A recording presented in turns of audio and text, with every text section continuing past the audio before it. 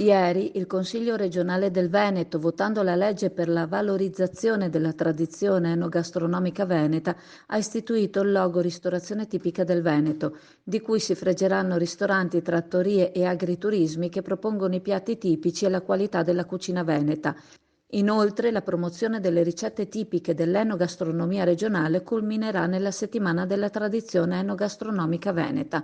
Le opposizioni si sono astenute. La legge approvata prevede che il logo sia concesso agli esercenti che valorizzano la filiera corta e offrono ai consumatori le ricette tipiche della tradizione regionale.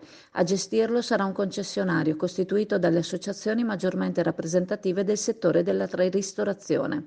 Questi dovrà disciplinare l'utilizzo e il controllo del logo, seguendo un apposito regolamento. I titolari del logo regionale saranno iscritti ad un registro che rappresenterà un titolo preferenziale nell'accesso ai contributi regionali e gli iscritti saranno sottoposti a periodici controlli di qualità e, in caso di mancato rispetto del regolamento, sanzionati. Per l'operazione in bilancio sono stati stanziati 150.000 euro. Tra i consiglieri c'era stato anche chi voleva introdurre pietanze prive di prodotti di origine animale, mentre per altri la cifra stanziata era troppo esigua e non si riuscirebbe a risollevare il settore, hanno affermato. Per altri ancora il logo adesivo sarà ben poca cosa o ancora un'iniziativa poco coraggiosa.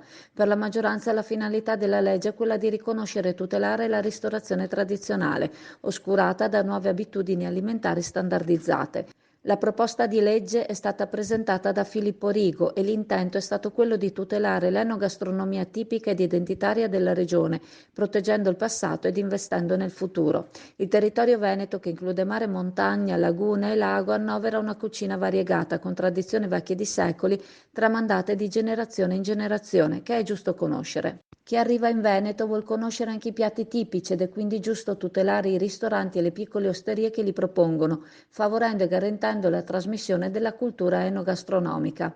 Rigo, per proporre questa legge, si è prima confrontato con le associazioni di categoria e le osservazioni di queste ultime, oltre alle necessità del settore, hanno portato alla volontà di istituire il logo Ristorazione tipica del Veneto e la conseguente settimana della cultura enogastronomica veneta, che potrà diventare un appuntamento imperdibile a livello internazionale.